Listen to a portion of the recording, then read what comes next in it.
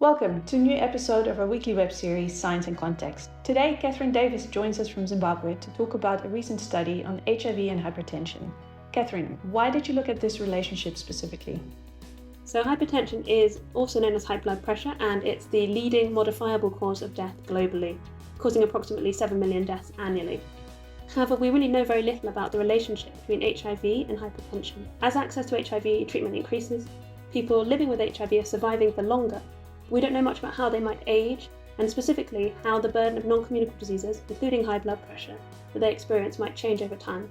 So to better understand this association, we reviewed studies on the difference in the prevalence of hypertension between people living with HIV and HIV-negative people.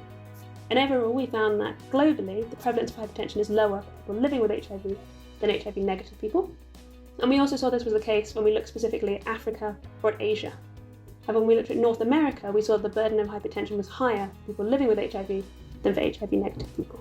You then took a closer look at this in Zimbabwe. What did you find? So sub-Saharan Africa is the region which is most affected by infectious diseases, including HIV, and there's also a growing burden of non-communicable diseases like hypertension. So we wanted to better understand the relationship between these coinciding burdens. We found that 1 in 7 people living with HIV in our study area, in Manicaland, reported having been diagnosed with hypertension, which highlights the burden of disease.